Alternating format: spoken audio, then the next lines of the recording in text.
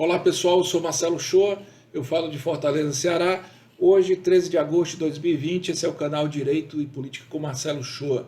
Os nossos vídeos estão sendo retransmitidos pela TV 247, estão sendo retransmitidos pela TV do Habilidoso e pelo canal do Saber. Portanto, se inscreve no canal do Saber, se inscreve na TV do Habilidoso e assina a TV 247, que está aí chegando a 1 milhão de assinantes, o que é garantia de distribuição de uma notícia de qualidade e libertadora em todo o Brasil. Aproveita, se inscreve aqui no nosso canal Direito e Política com Marcelo Shoa, comenta, divulga os nossos vídeos e sugira temas que a gente está aqui para fazer esse debate com a nossa militância para ajudar nos enfrentamentos futuros contra o fascismo.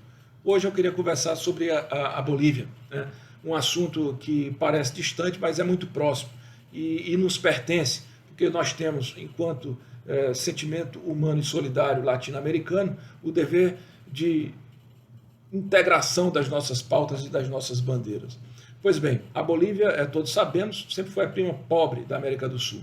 Era o país com as maiores distorções sociais, era um país onde uma pequena oligarquia monopolizava as riquezas minerais, os lucros dessas riquezas, que também eram, claro, divididas com os imperialistas internacionais, e uma grande maioria não só reduzida, né, imersa na extrema pobreza, como totalmente fora do Estado boliviano.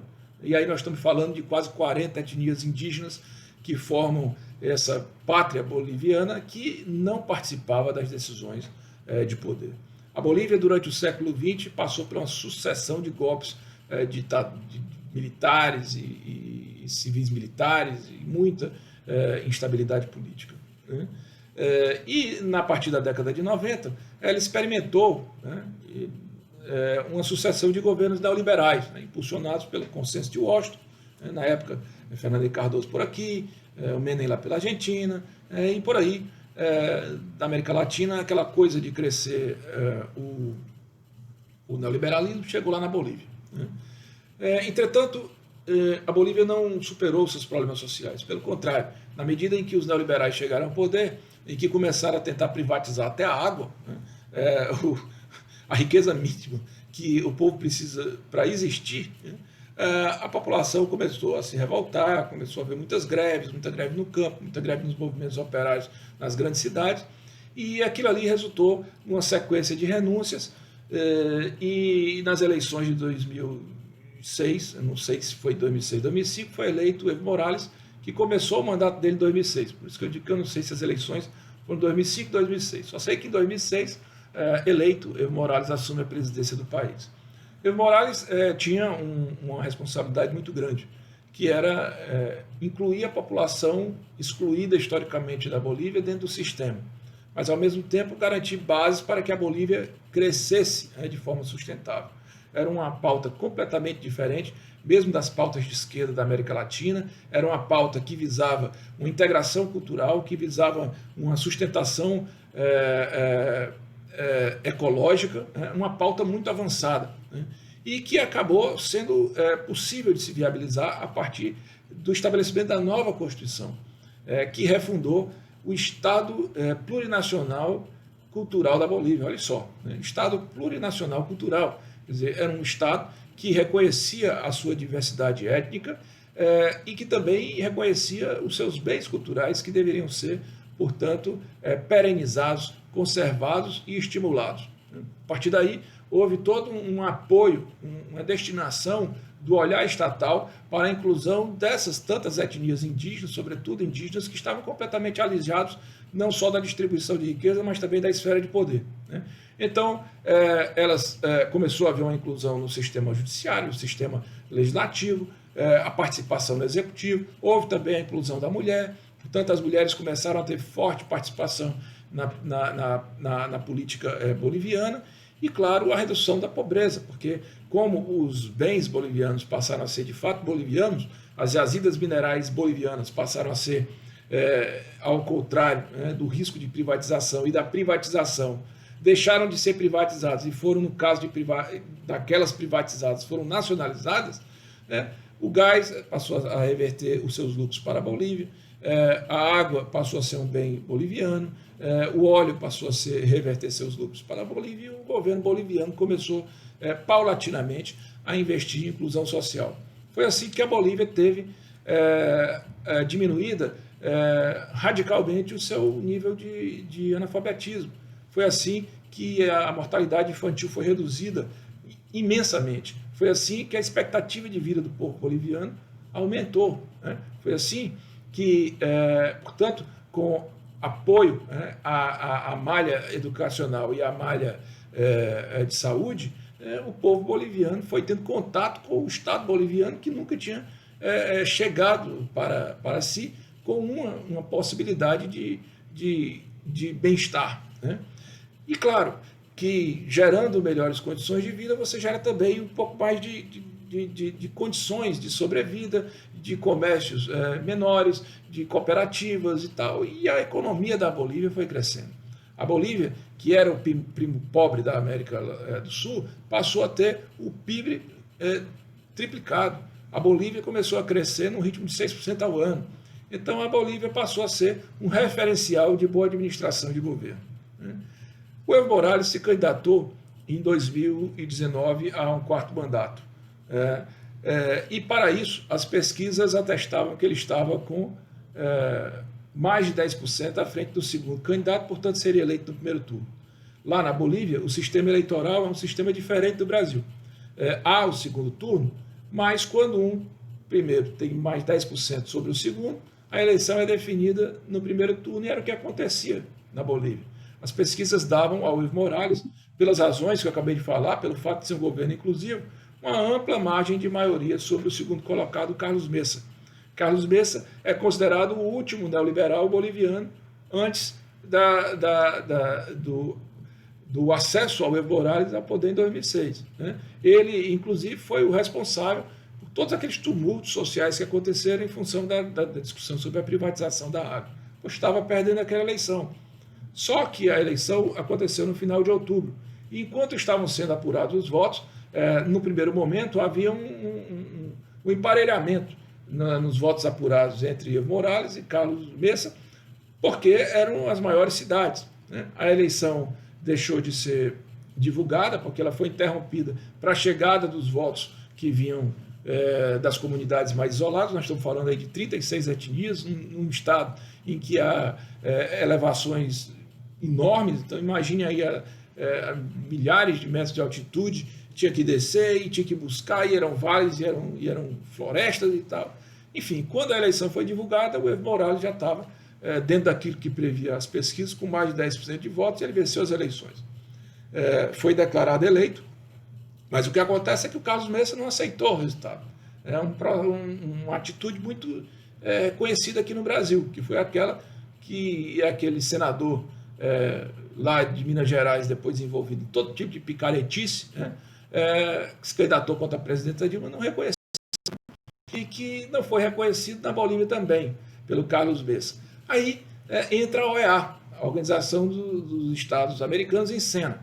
A OEA faz um relatório, a OEA, que estava ali para acompanhar o pleito eleitoral, faz um relatório, diz que houve fraude e que, portanto, recomenda o segundo turno nas eleições bolivianas. Ora, naquele momento, né, a extrema-direita vê uma possibilidade de tomar o poder.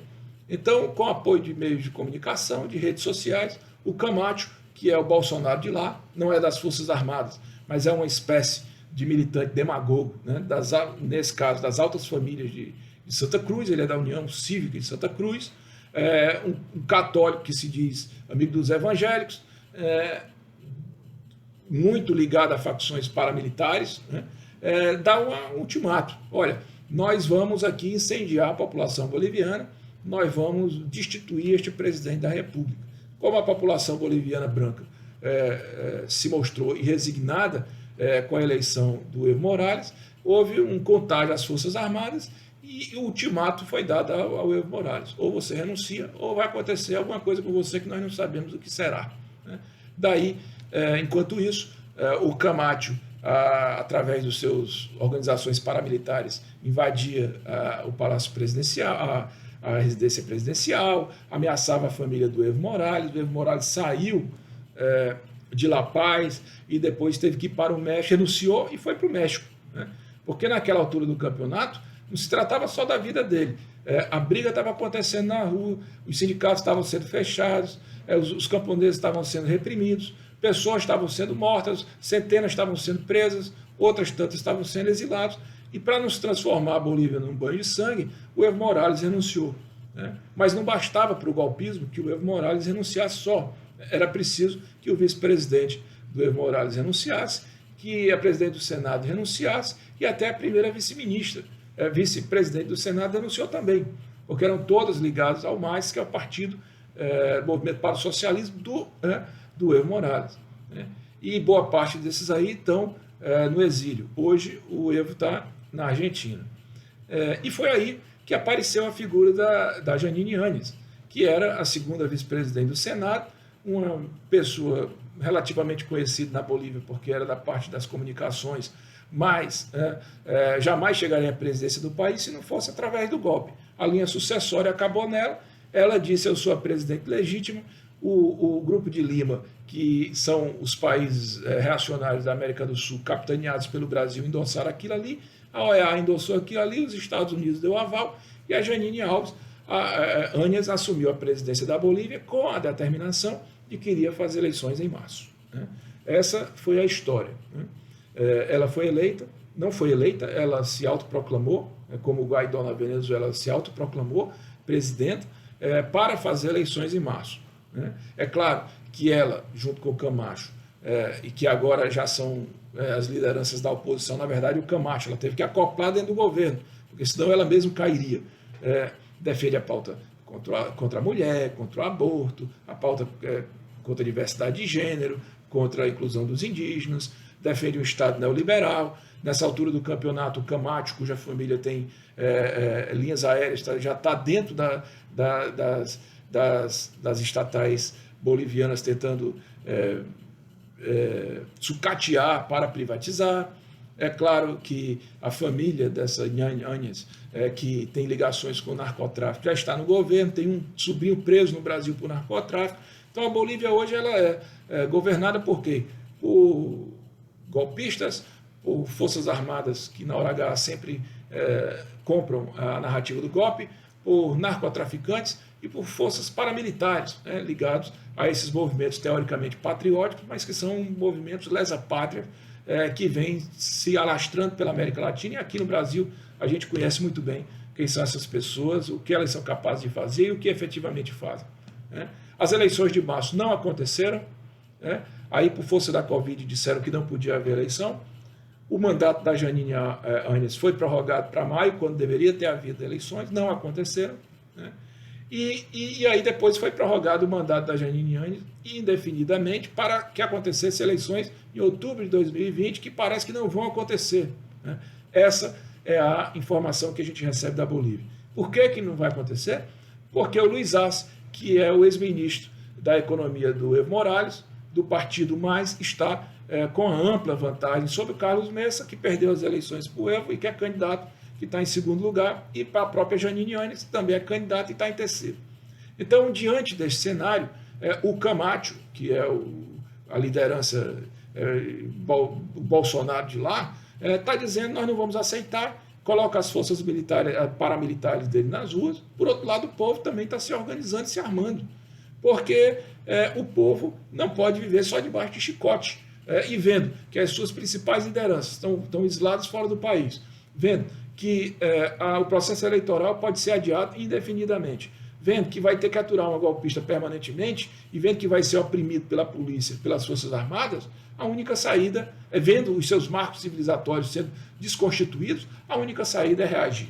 Então a Bolívia está prestes a ter uma guerra civil por força do golpismo que se instaurou na Bolívia, que nesse momento tem várias ações contra o Evo Morales, portanto ele já é um homem criminalizado dentro da Bolívia, várias ações contra o próprio Arce, não se sabe nem se o Luiz Arce vai ter condição de manter a sua candidatura. Quanto mais tempo essas eleições levarem para acontecer, mais tempo para se operacionalizar a criminalização dele, e o próprio partido político MAS está sendo criminalizado, porque com os enfrentamentos de rua tem sido responsabilizado pelas consequências negativas, e aí é uma forma também de você tirar o mais, como se fosse, por exemplo, tirar o PT do jogo político no Brasil, lá é o mais na Bolívia. É exatamente a mesma trajetória, né?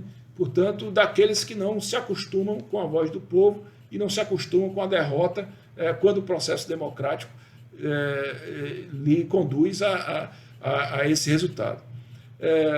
O que acontece, duas coisas aqui para eu terminar meu comentário.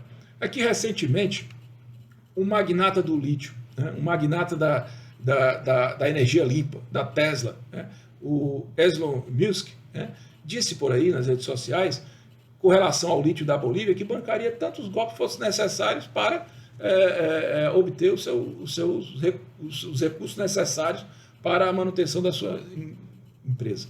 Portanto, ele confirmou, ele confessou que financiou o golpe boliviano por causa do lítio, né? Claro, o Evo Morales tinha um governo nacionalista, portanto não ia entregar o lítio boliviano só porque a indústria do Elon Musk quer, né?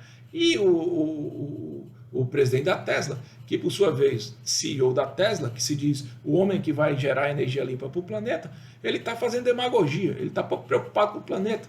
Se ele tivesse preocupado com a subsistência e ecologia do planeta, ele ia tentar acabar com as reservas naturais da Bolívia, exterminar povos indígenas da Bolívia, desapropriar, roubar, saquear as riquezas bolivianas, né?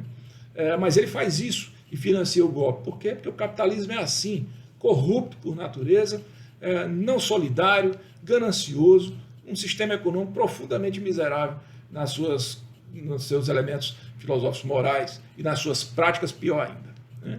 E o outro argumento que eu queria dizer é que de outubro para cá, nós estamos aqui em agosto de 2020, de outubro de 2019 para agosto de 2020, acho que mais ou menos em março ou abril deste ano de 2020, o New York Times apresentou um estudo que foi feito a partir por vários institutos de pesquisa de universidades, encomendado pelo New York Times, que, através dos dados fornecidos pela Justiça Eleitoral boliviana, comprovou que não houve fraude na eleição de 2019, que, portanto, o Evo Morales deveria ter sido, de fato,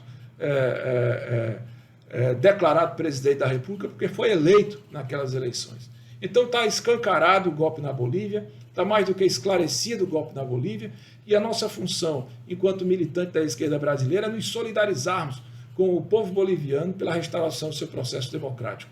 Essa história de engolir a narrativa, porque o Evo Morales queria se perpetuar no poder, nós não devemos fazer essa bobagem. O Evo Morales estava se candidatando ao 4º mandato, mas estava sendo eleito, foi eleito. Todo o povo tem o direito de decidir por si o seu processo político. Ninguém questiona a idoneidade do processo na Alemanha, processo político na Alemanha, na Inglaterra, em lugar nenhum. E lá tem primeiro-ministro, tem rei, tem pessoas que passam anos e anos na presidência, no cargo de primeiro-ministro, ou na coroa, e ninguém fala absolutamente nada. E por que é na Bolívia que existe o interesse de perenidade de um populista ditador, como eles chamam?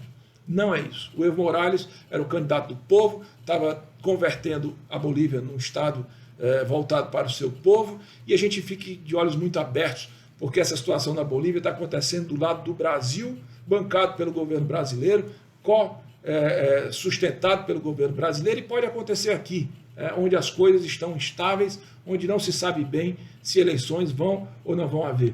A direita está mostrando, na América do Sul, que não tem compromisso com a democracia. Portanto, a nossa luta tem que ser diligente, tem que ser diária, né?